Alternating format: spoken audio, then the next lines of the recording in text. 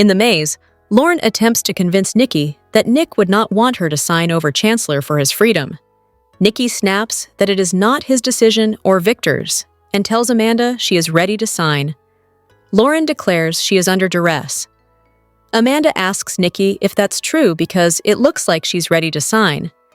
Lauren demands to speak to her friend alone.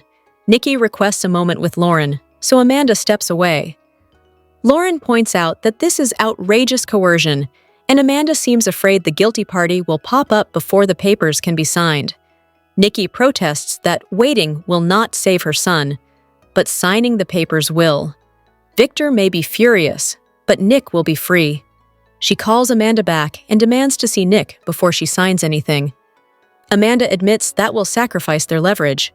Nikki won't budge, so the lawyer caves and they walk off to the chateau. When Amanda leads Lauren and Nikki to the storage room of the chateau, they are aghast to see the door open and blood on the floor. Amanda doesn't know where the captives are, but promises they are safe. Nikki rants, "You wanted me to sign away Chancellor to protect my son, and you don't even know where he is?" Amanda doesn't sweeten the mood when she suggests the blood could belong to the guard, given how capable Nick is of violence. "Give me a break," Nikki fumes. She reiterates to Amanda that Chancellor is hers to do with as she sees fit, but warns if her son is hurt, or even so much as thirsty, there will be hell to pay. With that, she walks off. Victor and Chance stand behind a hedge and eavesdrop as Kane attempts to persuade Carter to tell him what happened, saying he can't protect him otherwise. Urging his assistant not to be afraid, Kane assures him they'll deal with this together. He asks if Carter killed Damien to clear the way for him to reunite with Lily. The security guard appears and reports that Nick and his companion have escaped. Kane keeps pushing Carter to come clean and tell him everything. Hasn't he always protected him? Carter explains that Damien needed to be removed from the equation. The reunion between Kane and Lily was supposed to be epic, and he was in the way. After all Kane had done for him, he wanted to do something in return. He was only trying to anticipate his needs. "Never this!" Kane exclaims. Carter begs him to divert attention so he can make his escape. He'll disappear and assume a new identity. Kane tells him to stop and let Amanda try to fix this. As Carter declares he needs more time, Chance strides over to say it looks like the wrong person was put under house arrest. Carter feels betrayed that Kane set him up to be overheard. His boss admits that it isn't possible to protect him. They listen as Carter repeats that he was only removing an obstacle, just as Kane had trained him to do. He explains that he tried to set Kane up to be indisposed, but he ruined that when he let Damien drink from his bourbon. That ended up working in his favor as it weakened Damien. Once he eliminated him, he took the evidence. Kane says he never wanted this. It never should have happened. Lily shows up and asks what's happening. Pulling out a gun, Carter grabs her and yells at his employer that this was all for him. Now it was all for nothing, and he's determined to find a way out of there. He was loyal and devoted to doing everything for Mr. Dumas. Kane knows he thought he was doing the right thing. Chance urges him to let her go and drop the weapon. It's the end of the road, and they are stuck. Carter accuses Kane of lying to all of them. The cop suggests Carter should take Kane's offer and pray that Amanda will represent him. An angry Carter says Kane is getting all he wants. He is determined to look out for himself now and drags Lily into the maze. Sally, Sharon, and Billy pull a groaning Nick into the train car. After setting him down, they wonder how they are going to get him down the mountain for help. Billy takes off, and Sally offers to hike down the mountain. Nick worries about her safety, but she jogs off anyway. Sharon wonders what she should get Nick for his pain. Groaning, he asks her to stay with him. As Sharon tries to get Nick to drink water, he jokes about what softies his parents are. Victor walks in and demands to know who did this to him. Nick admits he kind of did it to himself. He's had worse injuries. Sharon explains he needs stitches and antibiotics. Victor starts cursing Ashby and declares he will deal with him. Nick asks his dad not to do anything crazy. He just wants to go home. Sharon explains that Nick was wonderful in captivity and kept her calm. They worked together to get out of there, and chaos ensued when they encountered the guard. Victor complains about all the thugs and killers on Kane's payroll and repeats that Ashby is going to pay for this. Still bloody after helping save Nick, Billy runs into Lauren and Nikki as they are complaining about being trapped in a hellscape. He explains Nick has been hurt, but will be okay. They go off to the train car. Amanda approaches Billy and he tells her that not even she can get Kane out of this mess. She insists this isn't what her employer wanted. Billy still wants to work with Kane, but he doubts there will be anything left by the time the Newmans are done with him. He fills her in on Nick being cut open and likely infected. This is all on Kane, and the noose around his neck is getting tighter. Amanda goes to the surveillance room and turns off the signal jamming device. She then places a call to request immediate police assistance. As Billy trudges into the maze, he runs into Lily being held at gunpoint by Carter. He tells Carter there is nowhere to go and he won't let him take her. Carter doesn't see how he can stop him. He's the one with a gun, and he knows this place better than anyone. Chance and Kane catch up to them. As Chance circles around, Kane offers to put himself in Lily's place. Carter refuses. Kane asks Billy to back off and urges Carter to keep the gun pointed at him and let Lily go. Once Carter lets Lily loose, she rushes into Billy's arms. Chance peers around a hedge as Carter reminds his boss that he made this place everything he could have wanted, but it was all for naught. It's like nothing he did mattered to him. Carter doesn't think that Kane has anything left to live for since he can't have Lily or Chancellor. When he declares that he will free him of his life, Lily screams Kane's name. Chance rushes Carter. They fight over the gun, and it goes off. Shocked, Chance falls into Kane's arms as Carter makes a run for it. Lily tells Chance he will be okay, but he says it's too late. He dies, and Billy confirms he's gone as Lily cries, "No!" Suddenly, Billy, Lily, and Kane jolt as they hear another gunshot ring out. They rush to the dining area where Carter is on the ground, dead from a bullet. Diane and Jack rush over, saying they heard shots. Kane explains that Carter confessed to killing Damien and was going to kill him, but Chance was shot. Kane asks Lily if she's okay. She wants to go home. He can make that happen. Amanda rushes over and says she just saw Chance's body. Kane says he'll fill her in later and suggests she contact the police. He's not surprised to hear she already did. Sally returns to the club car and announces that the tracks have been clear for 2 days. Victor is furious, and Sharon tells Nick he will be okay. He never doubted it. She keeps checking for a fever. He tells her it's not the flu, and she doesn't need to be scared. Victor shows Nikki in, and she fusses over her son. Nick repeats that he's okay. Their phones begin pinging, so they realize service has been restored. Victor immediately calls Adam and orders him to send a helicopter. Victor assumes Kane has realized he is lost, and they can get out of there. Lauren arrives as they hear the chopper overhead. She and Nikki go outside to wave it down. Nick thanks Sally, and she asks Sharon to make sure he doesn't do anything crazy before leaving. Nick jokes that this has been a lot of fuss over a little scratch. Sharon says he's always there for her when she needs him. He says they are always there for each other. Nick asks her to come closer, and they kiss.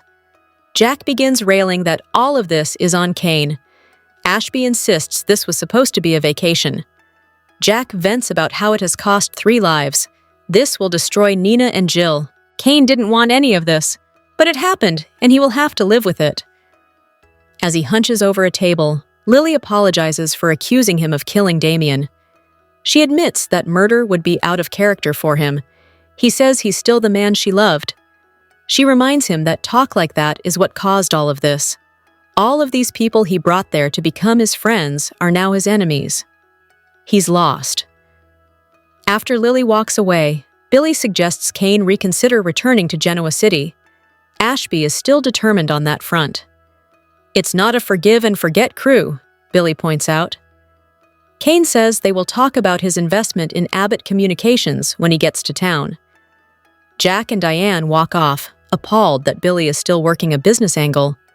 When Kane is left standing alone, Amanda approaches him. He explains that he left Genoa City after he failed, but he's only failed again. She says the murders are on Carter. Bringing everyone there was just to distract everyone from his plan. Kane declares he won't give up on getting Lily back after seeing her again. Phyllis arrives and takes in all the carnage. Billy guesses she heard that Kane's plans didn't pan out. She wonders if Abby knows. He shakes his head.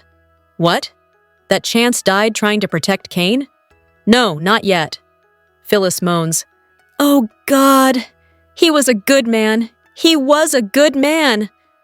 She's sure this has soured Billy's desire to partner with their host. Billy intones, absolutely not. I want Chancellor more than ever, out of respect for Chance's memory. He tells Phyllis, I could use your help with that. Hello, everyone. Welcome back to my channel Pulse Canvas. It's me, Julie, here. I hope everyone is having a wonderful day. Keep watching. So let's dive into today's video. On The Young and the Restless, tomorrow, Tuesday, July 29th, 2025, the new normal is realized for many back in Genoa City. We've got the photo spoilers of what's coming up. Kane isn't too happy about saying goodbye to Lily. She acknowledged already that she no longer believes he is a murderer and apologized for accusing him of killing Damien. But Lily was also clear that there is no future for the two of them. Kane sees things differently and still intends to come to Genoa City. Will Lily's reaction change his mind? Now that the drama has ended and everyone is waiting to go home, what does their new reality look like? Billy promised Sally in writing that if he went for Chancellor, she could run Abbott Communications. As Phyllis and Billy defend Kane, will anyone catch on of their business plans? Diane knows all about Audra's attempt to seduce Kyle for Victor, and she is not pleased at all. What can Audra say to defend herself? Or does she want to? So much has happened, but Sally's been out of the loop on some of it. Meanwhile, Kyle and Audra's power struggle takes a dangerous turn. Now that the phones are working, will Kyle be able to get in touch with Claire, or will her messages break his heart? Chances are pretty good he's not going to tell her the truth about what happened with Audra. Victoria and Claire have been dealing with the loss of Cole while their family was away. Lily informs Nate about Damien's passing, but has he heard from her before he goes to the ranch? Does Nate have an update, or do Victoria and Claire tell him that they were able to talk to their family in France? The last time Nate visited Victoria, he was comforting her after losing Cole. Is that why he's back, and are they growing closer? The July 28th episode of The Young and the Restless marked the dramatic end to the Aristotle Dumas and Murder in the Maze storylines, and what can we say? It was a mixed bag. Let's discuss, shall we? On one hand, we appreciated that the show went all in. Those train car sets were especially cool. And we love a big reveal like the one that Kane pulled off. On the other hand, we've got to ask, is a murder mystery still a mystery when it's obvious from the start who the killer has to be? There was only one real suspect, the weird new expendable character. Case closed. And why was Kane sure that someone was going to try to off him? Everyone that he trapped on that mountain was pissed at him. Who wouldn't be? But never homicidally so. We're also curious about what we were told would be massive, like nothing else in daytime. Maybe massive describes the gamble that Young and Restless took, and we've got to always applaud a big swing. But like nothing else in daytime? The hedges, maybe? We were also befuddled about the fact that the show bumped off Damien after retconning Amy's history, recasting and reintroducing her just to give Nate a half-brother. For what, a few months? Seems like a lot of work to bring on a character for whom the show had no long-term plans. As for killing Chance, why? Just why? He wasn't exactly in the thick of things story-wise, so wouldn't it have been just as easy, and perhaps shrewder, to have him leave town so that he could be brought back in a few years? Then again, we do always say, shock us, damn it. And it was a shock that Young and Restless would send Chance to the grave rather than, say, Peoria. Obviously, Kane is going to continue his pursuit of Lily, and may even have a leg up, considering how willing he was to trade places with her as Carter's hostage. But is anyone really clamoring for a Lane rematch with a recast Kane? We'd still rather the show try Lily in a romance with Nick, but after the July 28th episode, it's pretty clear that it's going to be Schick all the way. Beyond that, we have in store more business shenanigans, with Billy betting big on Kane as his best chance to reclaim Chancellor. Personally, I'm not a fan of corporate intrigue. I just don't care which Genoa City suit is sitting in which corner office. But perhaps this will be the storyline that surprises me. The Young and the Restless spoilers for Tuesday, July 29th have Phyllis and Billy defending Kane, Kyle and Audra's power struggle taking a dangerous turn, and Lily informing Nate about Damien's passing. On Tuesday's show, watch for Phyllis and Billy to defend Kane. And he's certainly going to need defending. His big gala in France has resulted in 2 deaths. First, Damien got knifed in the back. Then, Chance died trying to rescue Lily from Carter. While on one hand, there's no way that Kane could have known Carter was unbalanced, there is such a thing as background checks on employees. But Kane doesn't need to worry about that as he has 2 loyal pals in Phyllis and Billy. However, their support is biased as both want to get into business with Kane. Kyle put it all on the table with both Audra and Victor last week. He said he knew what they were up to, and there was no way he was going to betray Claire. Still, Kyle can't control everything. His parents, Jack and Diane, urged Kyle not to play with fire. On Tuesday's show, watch for Kyle and Audra's power struggle to take a dangerous turn. Will Kyle be able to come out on top like he did with Audra and Victor last week? Or will this new twist threaten Kyle's future with Claire? There hasn't been cell phone service on Kane's estate for many days. Last week, we heard notifications go off on some people's phones. On Tuesday's show, watch for Lily to reach out to Nate with some tragic news. His half-brother Damien has died. Will Nate break the news to Amy, Damien's mom? Or will Lily do that? Young and restless Victoria is going through a terrible time in the aftermath of Cole's untimely death, but she may be further off her moorings than we ever thought possible given the unforeseen, and frankly, shocking move she'll make later this week. Victor and Nikki's daughter has been through it this past year. First, she discovered that the young woman who tried to kill her family was, in fact, the daughter she believed she and Cole lost to death as a premature infant. Then she battled with crazy Aunt Jordan, who continued her crusade to end the Newmans. But even after the threat of crazy Aunt Jordan was eliminated, life dealt Vicky yet another horrible hand by taking Cole from her and Claire tragically. Her heart was shattered when he died from Legionnaire's disease after traveling on behalf of Newman Publishing. Just how bad is the heartbreak? Well, if Young and Restless spoilers are any indication, Victoria's as unhinged as we've ever seen her. Why do we say this? She's about to do something we never believed would happen. Like, ever. Teasers for later this week state that Victoria and Adam will call a truce. Yes, we typed that correctly. Victoria and Adam, her half-brother, the one she's loathed from the moment he stepped foot in Genoa City. Not that he didn't give her more than enough reasons over the years to hate his guts. He totally did. We were taken utterly by surprise when Victoria made nice with Adam's ex-wife and current live-in-love Chelsea. But we took some comfort in the fact that things stayed the same between her and Adam. Otherwise, we'd feel like Genoa City had turned upside down entirely. That said, Adam has recently stayed on the straight and narrow, and he recently stepped up for the family by hauling his behind all the way over to Nice and climbing a mountain to warn Victor about Kane's suspicious real estate deals. He was also disheartened to hear of Kane's death and told Chelsea he would make a point of stopping by to express his condolences to Victoria. It's safe to assume that this is where their truce will come in. We'll enjoy a change in Victoria and Adam's dynamic, but part of us also hopes it will be a very tentative truce and not particularly long-lasting. Why? Some days it feels we're on the verge of the entirety of Genoa City joining together to sing Kumbaya, given we've had so many characters reform and so many beefs squashed. So, we're gonna need Victoria and Adam to bring back the conflict at some point. What do you think of Victoria and Adam calling a truce?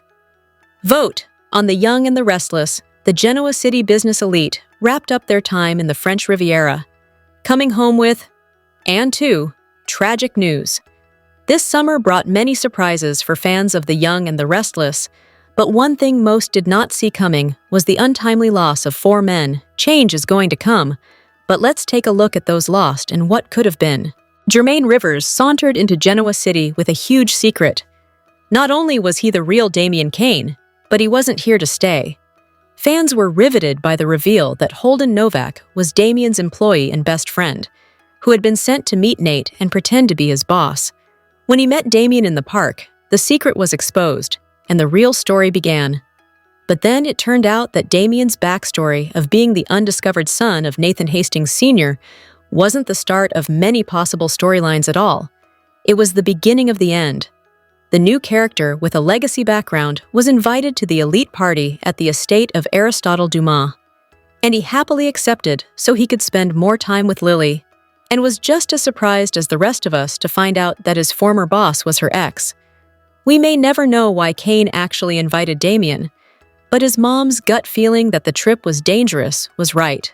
Kane's assistant extraordinaire, Carter, instantly piqued fans' interest when he answered the phone for his boss and smoothly deterred anyone from getting direct contact. He was clearly loyal to Aristotle Dumas, but it wasn't until guests arrived at the estate that they found out he was also cold. Carter's greeting as he thrust people carelessly into the maze set the tone for what was to come. But no one was prepared for his demise when he admitted to killing Damien, shot Chance when he tried to take the gun from him, and then turned the gun on himself, knowing there was no way out of the mess he was in. Genoa City's finest detective found out when he arrived at the party that he wasn't just a guest. He was about to be put on Kane's payroll as his personal detective. Tasked with figuring out who would want to kill Kane, Chance spent his time playing hacky sack and keeping an eye out for strangers. But when Damien got the knife in his back that Kane believed was meant for him, Chance hopped into high gear, trying to determine which one of his friends had tried to kill Kane. In the end, Carter admitted to the murder as Chance eavesdropped, but when he confronted him, everything went sideways. Carter grabbed Lily and held her at gunpoint as he tried to escape. Kane convinced him to let her go and turn the gun on him instead, and that's when Chance intervened. He and Carter wrestled for the gun until it went off, and Chance had taken a deadly bullet to the chest. He died moments later in Kane's arms, leaving Billy and Lily in shock as they watched him die. While most of the Newmans were in the French Riviera dealing with Kane's attempts to take Chancellor, Victoria and Claire were at home tending to Cole Howard. He was hospitalized with pneumonia, and last Nick, and Victor had heard was that he was on the upswing. But when Adam crashed the party, he had no idea that when he ran back down the mountain and got home, Cole would have died while he was gone. The Newmans are going to be crushed to learn that someone else died during their time in France, and it was a family member. But they will be especially heartbroken that none of them were there for Victoria and Claire in their time of need. With Phyllis unemployed, Y&R fans have suggestions for her next job. Phyllis is one of Genoa City's smart businesswomen. However, in recent months, she's had bad luck, which left her unemployed. As she searches for her next job, the young and the restless fans have career suggestions. Phyllis has had plenty of jobs throughout her career. She worked at Jabot and Newman and was owner of the Grand Phoenix.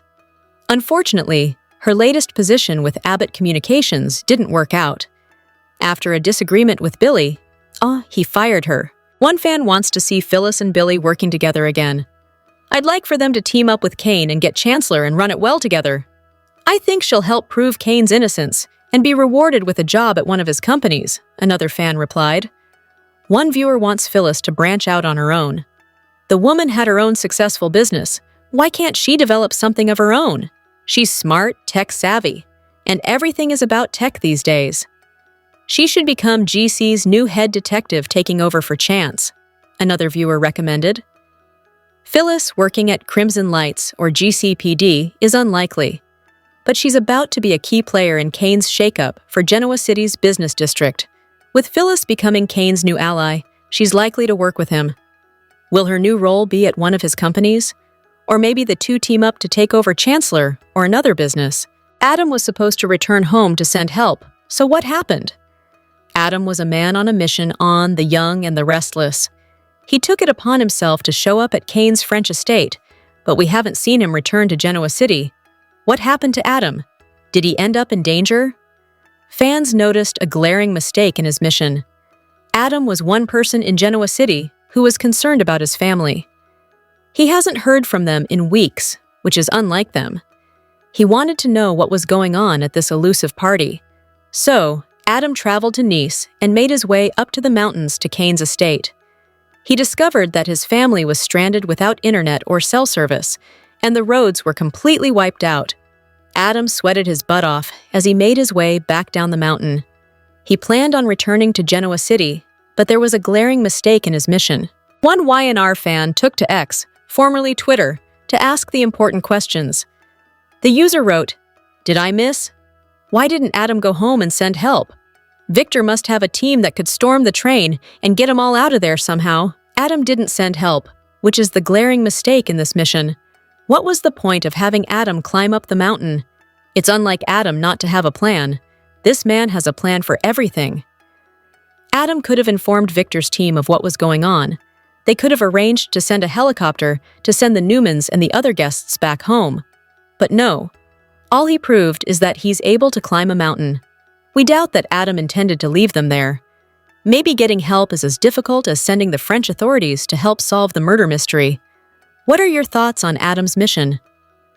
Unload your thoughts and burning questions in the comment section below. Spoilers of the upcoming episode of the CBS soap opera The Young and the Restless, airing on July 29th, 2025, promise a dramatic episode filled with sadness, blame, and tricky decisions. As everyone deals with the shocking events in Nice, many characters struggle to process Damien Kane's death and what happens to Carter in the end. In this episode, Lily will tell Nate the heartbreaking news that Damien has been murdered. Meanwhile, things heat up between Kyle and Audra, and they may cross a line that could either bring them closer or tear them apart. Back in Genoa City, Kane is being blamed for all the chaos, but two unexpected people will step up to defend him. After all the chaos in Nice on The Young and the Restless, Lily Winters decides to tell Nate Hastings that Damien Kane has been murdered. Now that cell service is working again, Nate will finally get the heartbreaking news, and it will hit him hard. He knows how much Damien meant to Amy Lewis, which makes it even harder for him to accept that Damien is really gone, and in such a violent way. Back in Genoa City on The Young and the Restless, Kane Ashby is facing a lot of blame. What started as a grand event to reveal who he really is has turned into a disaster, leaving 3 men dead, including Damien, Chance, and Carter. Many people at the party think Kane's actions led to the tragedy. While most people are angry at Kane, Billy Abbott and Phyllis Summers surprise everyone by standing up for him.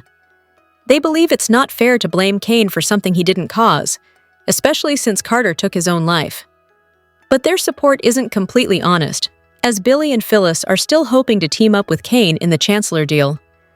With Damien, Chance, and Carter all gone, Amanda Sinclair takes charge and works with the authorities. She makes sure the bodies are properly sent to the coroner's office and that everything is done the right way, even though emotions are running high. Amanda stays calm and focused, which helps everyone begin to deal with what's happened and figure out what to do next. Kyle Abbott and Audra Charles on The Young and the Restless have been clashing lately, but things take an unexpected turn. Their argument could quickly turn emotional, making viewers wonder if there's more going on between them than just anger. Whether they find out about the recent deaths or land in another risky situation, their connection will be tested and might even spark feelings they weren't ready for. The July 29th episode of The Young and the Restless will be full of drama, tension, and emotional moments as the people of Genoa City face the consequences of their secrets and choices. Billy has no idea what Jack could pull next. This week's slow burn goes to Jack and Billy's relationship on The Young and the Restless. Needless to say, Jack isn't happy with Billy. His young brother is at it again. Billy jumped onto Kane's billion-dollar ship and ditched Abbott Communications. Jack could come up with the ultimate plan to stick it to his narcissistic brother. Jack and Billy couldn't be any more different, and it's not because of the obvious age difference. Sure, they grew up in completely different generations, but Jack and Billy hold some different views, especially when it comes to business. Jack is dedicated to his family just as much as he is to their family operations. Meanwhile, Billy treats life like a gambling addiction, which he is. He would rather jump onto a new shiny object than stay committed to his family. Billy gave his top position at Abbott Communications to Sally, just so he could go work for the Shark Cane, who's trying to get a bite out of all of their corporations. Billy makes these stupid decisions because his brother allows him to, but it's time for Jack to do something funny. He should start by giving his brother some tough love. From there, he should pull his money out of Abbott Communications and allow it to flop on its own. Jack usually makes the wrong decisions when he's hurt by Billy or disappointed in him. He complains about it, then lets Billy off the hook. But how many times has Billy done this to him? Enough is enough. Jack should finally teach Billy that his actions have consequences. Maybe from there, Billy will have some growth. It's time for the older Abbott brother to cut the cord. But this could be Billy's plan all along. It's as if he's egging Jack to pull out because he wants Kane to help him. We're interested in seeing where this storyline goes. It's time for these brothers to fight to the bitter end.